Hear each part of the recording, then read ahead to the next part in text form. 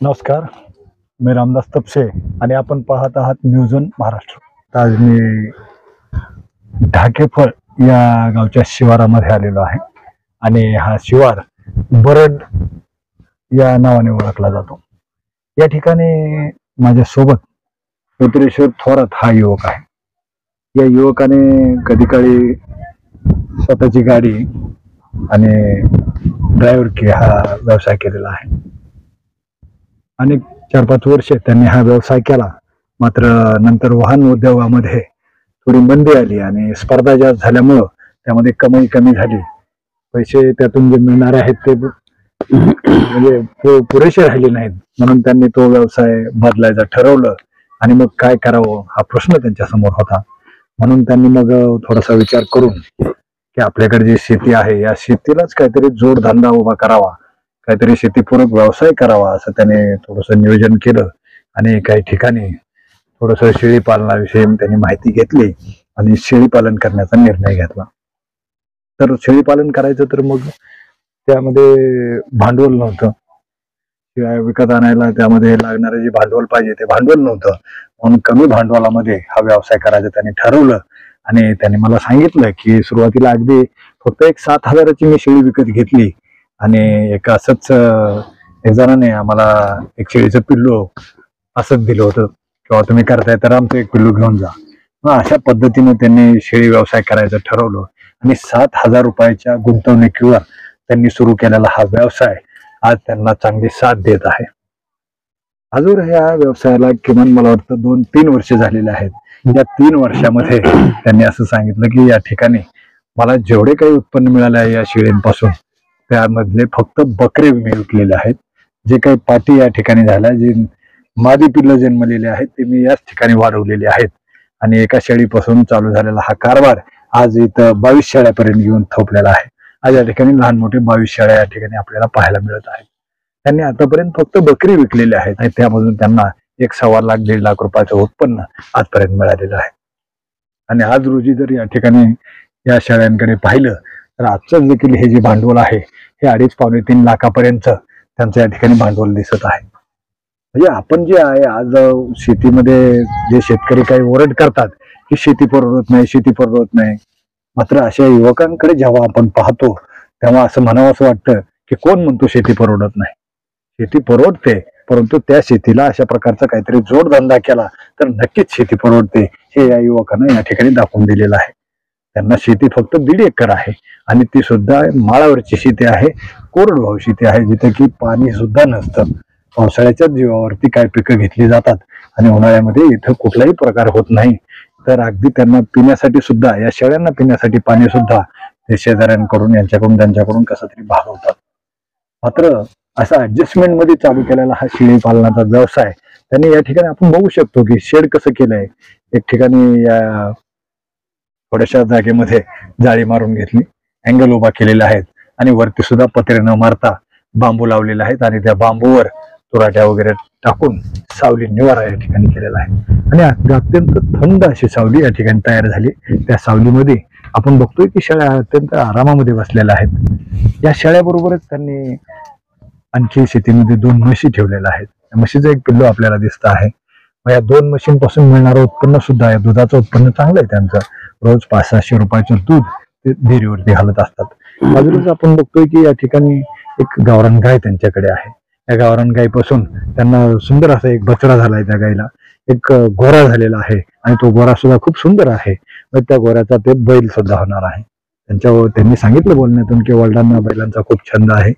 अगदी 1-1.5 acre 2-3 acre एवढीशी कमी जमीन असताना सुद्धा मला, माझ्या भावाला, तरी सुद्धा वडील आमचे बैल सांभाळण्याचा त्यांना खूप छंद आहे आणि हा गोरा झाल्यामुळे ते खूप आनंदी झालेले आहेत। म्हणजे एकंदरीत जर या सर्व परिस्थितीचा विचार केला तर त्यांना मी विचारलं की या शेळ्यांना खाद्य काय करताय, कसं खाद्य पुरवताय? त्यांनी सांगितलं की 1 रुपयाची पेंड आम्ही विकत घेतलेली नाही, खाद्यावर त्यांचा खर्च आमचा काही नाही, तर शेतामध्ये आम्ही काही क्षेत्रावर सुबाबळ लावलेले आहे आणि या सुबाबळीचा पाला, शेतातली वैरण असेल, कडबाकुट्टी करून आम्ही त्यांना खाऊ घालतो। काही थोड्याशा शेतावर कधी कधी त्यांना शिवार फेरी करून आणतो आम्ही आणि बऱ्याचदा या ठिकाणी थांबून असतात। पलीकडे खाद्य गव्हाणीमध्ये आहे त्यांना। म्हणजे अशा प्रकारे चाललेला हा व्यवसाय इथं कुठलाही खर्च नाही, झिरो मेंटेनन्स मध्ये हा व्यवसाय त्यांनी चालू केलेला आहे. आणि इथं बघितलं आम्ही, कुठलीही शेळी आजारी नाही, कुठल्याही शेळीला काही दुखून आलेलं नाही. अत्यंत चमकदार अशा शेळ्या आहेत. उस्मानाबादी शेळी आहे, चमकदार आहे आणि एकदम हेल्दी शेळ्या आहेत. म्हणजे यावरून या ठिकाणचं फ्रेश वातावरण बघून असं वाटतं की इथे डॉक्टर कधी आलेला नाही, डॉक्टरला इथे एंट्रीच नाही. एवढ्या खूप सुंदर शेळ्या त्यांनी सांभाळलेल्या आहेत. आणि या शेळ्यांमधून त्यांना मिळणारं वार्षिक उत्पन्न जे आहे, अगदी एवढ्याशा शेळ्या आहेत तरी सुद्धा त्यांना मिळणारं वार्षिक उत्पन्न हे 1 लाख ते 1.5 लाखाच्या दरम्यान मध्ये आहे. आणि मी त्यांना विचारलं की आता ह्या शेळ्या विकता कधी तुम्ही? त्यांनी सांगितलं की शेळ्या आम्ही विकणार नाही, फक्त बकरी विकतो आम्ही. आणि त्या बकऱ्याच्या पैशातनं घराचा प्रपंच चालतो, आमचा दुधाच्या पैशातून चालतो प्रपंच. आणि ह्या शेळ्या मला वाढवत एवढ्या वाढवायच्या आहेत की वार्षिक उत्पन्न मला या शेळ्यामधून 10 लाखाचं मिळालं पाहिजे. अशा पद्धतीने याच शेळ्यापासून, एका शेळीपासून चाललेला हा कारभार, एका शेळीपासून चाललेला हा उद्योग आज त्यांनी 20-22 शेळ्यांपर्यंत आणून सोडलेला आहे. आणि एका 7,000 रुपयाच्या गुंतवणुकीवर उभा केलेला हा या उद्योगानं त्यांना मोठी साथ दिलेली आहे. म्हणून आपण त्यांच्याकडूनच जाणून घेऊया. जे म्हणतात की शेती परवडत नाही, तर शेती कशी परवडते, शेतीला कसा जोडधंदा केला पाहिजे आणि कसं यशस्वी झालं पाहिजे हे आपण त्यांच्याकडून जाणून घेऊया. नमस्कार दादा. नमस्कार. आपलं नाव, गाव, पत्ता आणि मोबाईल नंबर, जे काही आमचे शेळीप्रेमी आहेत, शेतकरी आहेत, ज्यांना काही शेतीला जोडधंदा करायचा आहे, ते नवीन अशी माहिती घेत असतात, त्यांच्यासाठी तुम्ही हा एक आदर्श कमी पैशात अगदी झिरो भांडवलमध्ये कसा सुरू केलाय, कसं वाटलं तुम्हाला व्यवसायात उतरावं, याविषयी माहिती सांगा. सुरुवातीला तुमचं नाव, गाव, पत्ता आणि मोबाईल नंबर सांगा. माझं नाव उत्तरेश्वर वचिष्ठ थोरात, राहणार ढाकेफळ, तालुका केज, जिल्हा बीड. माझा मोबाईल नंबर आहे 8412 87 32 11. हा शेळ्याचा व्यवसाय मी एक शेळी, एक छोटी पाटच विकत होती 7,000ला. आणि एक जी पाट जे आहे ते आमचे शेजारचे चटप मामा, त्यांनी एक आपल्याला दिलत तसं. ते सांभाळलं मी. ते सांभाळल्यापासून लहानाचे मोठे केले. त्याच्यापासून आजपर्यंत मला की आता लहान मोठे 22 आहेत. आणि जे उत्पन्न जे आहे ते आजपर्यंत मला 1.25 लाखापर्यंत फक्त मी बकरे विकले, फक्त बकरी विकले. आणि पाटे जे आहेत ते सगळं पूर्ण वाढीत गेलेलं आहे पूर्ण. बाकी पण आम्ही एकही मोठी शेळी पण विकत घेतलेली नाही, आणलेली नाही, अगर काही नाही. आम्ही तुम्हाला एक चांगला चालक, चक्रधर गाडी चालवणारे, तुमची एक जीप होती, तुम्ही अगदी शानदार तुमचा व्यवसाय चालला होता. रोज या गावातून त्या गावाला जात होतात, रोज नवीन शहरं पाहत होतात तुम्ही. आणि मग तो सर्व उद्योग सोडून तुम्ही शेतीकडे कसं वळलात? तुम्हाला कसं वाटलं हा व्यवसाय करावा? गाडी धंद्यामध्ये मला 4 वर्ष ड्रायव्हिंग केली, स्वतःचीच गाडी होती. पण त्या धंद्यामध्ये सध्या आता एवढं म्हणजे कमी राहिलेलं नाही. कॉम्पिटिशन वाढलं, कॉम्पिटिशन खूप झालं. त्याच्यामुळे मी म्हणलं आता नेमकं आपण काय करावं. मग असंच मी म्हणलं की आपण काय करू, आमचे जे दोस्त होते ज्यांनी पुढे दिलत देण्याच्या डबती मामा, ते म्हणले मग काहीतरी थोडं काही करापेक्षा शेळ्या वेळा वाढवा करा. मी म्हणलं ठीक आहे, काय अडचण नाही. मग त्याच्यापासून मी हळूहळू आपलं शेळ्या वाढीत हे केलं. ह्याच्यातून मला म्हणजे उत्पन्न चांगलं हे व्हायला लागलं, ह्याच्यात कमाई आहे. खर्च नाही, मला जरा आवड कमी आहे. शेळी पालन म्हणजे 24 कॅरेटचा एक उद्योग आहे. अगदी तुम्हाला अर्ध्या रात्रीला तर गरज पडली, कधी विक्रीला नेलं तर कधी पैसे मिळतात. असा व्यवसाय की पैसे कधी बी तुमच्या आयुष्याला लागले गरज तर. आणि हा व्यवसाय फेल जात नाही म्हणून तुम्ही हा निवडला. मग कसा कसा प्रवास झाला पुढे? ह्याचं दैनंदिनी कशी, रोज कसं सांभाळता ह्यांना, काय कसं नियोजन असतं? ह्यांना मी एक 15 गुंठे आपल्यापाशी सुबाबळ आहे. 15 गुंठ्यामध्ये 15 गुंठ्यामध्ये सुबाबळ आहे. सुबाबीचा पाला काही वर नाही, आपली कडबा कुठे करून नाही, ती कडबा टाकतो. सोयाबीनचं बुसकट, तुरीचं बुसकट, हे तर आपलं कुठे हे करून टाकतो आपलं दावणीमध्ये. मी आता तुमच्या वडिलांकडला जेव्हा चर्चा केली, वडिलांकडून ऐकलं की इथं एकही शेळी, गाय, म्हैस कोणी आजारी पडत नाही, त्यांचा डॉक्टर कधी फिरकलेला नाही. मग बाकी काही शेळी पालनाच्या तिथं तर आम्ही बघितलं की खूप काही शेळ्यांना आजार होतात, डॉक्टर बोलवावं लागतात वगैरे, खाद्यावर खर्च होतो.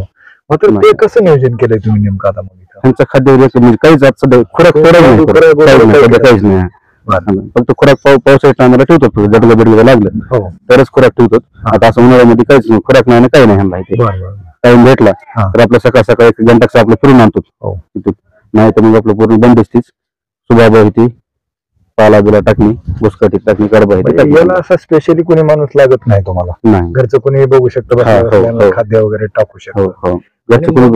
आता ह्या एक शेळीवरून चाललेला हा तुमचा कारभार आज 20-22 शेळ्यांपर्यंत येऊन थांबलाय. हो. मग असं कुठपर्यंत पुढे जायचं आणखी तुम्हाला किती मोठा माझं- करायचा आहे हा व्यवसाय? माझं टार्गेट आहे की 1 वर्षाला 10 लाख रुपये त्या शेळीपासून उत्पन्न मिळावं. प्रतिवर्षी 10 लाख रुपये मिळावे हा. एवढा मोठा बिझनेस तुम्हाला या ठिकाणी चालवायचा आहे. हो. आणि त्याच्यावरला जो उत्पन्नाचा टक्का आहे उत्पन्नाचा टक्का तुम्हाला याच्यामधूनच वाढवायचा आहे. हो. आणि हे 1.5 एकर शेती यावरनं काही घरातला खर्च भागत नव्हता म्हणून तुम्ही त्या शेतीला हा जोडधंदा केला. आणि तुम्ही या जोडधंद्यामध्ये समाधानी आहात. हो, म्हणजे हा व्यवसाय तुम्हाला वाढवायचा म्हणजे परवडतोय हा व्यवसाय. हो. मग यालाच तुम्ही बाजूला एक म्हशीचं पिल्लू दिसतंय. म्हशी दोन म्हशी आहेत म्हणून समजलं. मोठ्या 2 म्हशी आहेत, लहान एक 3 आहेत. 3 म्हशी आहेत. मग या म्हशीच्या दुधाचं कसं व्यवस्थापन करता? काय किती पैसे मिळतात त्यातनं काय होतं? त्या दोन्ही म्हशी सध्या आता 12 लिटर दूध चालू होय. आहे. आमच्या गावात डिग्री आहे, तिथून डिग्रीवर दूध घालतो. सरासरी भाव समजा 60 पर्यंत जवळपास पडतोय. कधी कमी जास्त फॅट लागण्यावर समजा होते. त्याच्यातून आपल्या घर परपंच भाग होते दुधावर येते. 400, 500, 700 रुपये मिळत असतील तुम्हाला मग रोज. रोजची. आणि त्यातनं आपला घरातला खर्च भागतोय. हो. कमी जास्त काही खरेदी काही लेकरांचा खर्च आहे घरातला खर्च हे त्या दुधात. आणि गाय एक आहे तुमच्याकडे. गाय. त्या गायीपासून काही मिळणारे गोरे असतील याच्यातून बैल वगैरे तयार होतील तुम्हाला. इथं काही कोंबड्यांचा आवाज ऐकला. कोंबडे पण आहेत आपल्याकडे? कोंबडे आहेत. किती कोंबडे पाळले मग आपण? कोंबड्या थोड्या आहेत सध्या. 10-15 कोंबड्या आहेत. आहेत का? 10-15 सध्या उन्हामुळे कमी केल्या. उन्हामुळे कमी कारण की ते उन्हामुळे ते जरा म्हणजे हे होतात ना लाकड समजा मोरबेर ती होती त्याच्यामुळे कमी केल्या. कारण आता कोंबड्या सुरुवातीला 50-60 कोंबड्या 50-60 कोंबड्यापर्यंत जातात. ज्यातून की अंड्याचं काय व्यवसाय होतो. घरी पण खायला होतात आणि काही थोडंफार विक्रीला पण मिळतात. आणि ह्या कोंबड्या विक्रीमधून सुद्धा काही पैसे उभा राहतात. म्हणजे आता कोंबड्या असतील, गाईचं म्हशीचं दूध असेल, ह्या शेळ्या असतील, या सर्व तुमच्या ह्या धंद्यामधून या शेतीला असणाऱ्या जोड धंद्यातून वार्षिक उत्पन्न तुम्हाला काय कितीपर्यंत सध्या उपलब्ध झालेलं आहे? बघा वार्षिक उत्पन्न तरी आता 2 लाखापर्यंत समजा वार्षिक उत्पन्न. आणि जे की तुम्हाला भविष्यात 10 लाखाच्या पुढे नेऊन घालायचे अशा पद्धतीने तुमचं नियोजन चालू आहे. म्हणजे शेतीला जोडधंदा असल्याशिवाय शेती परवडत नाही हा आपला विषय होता.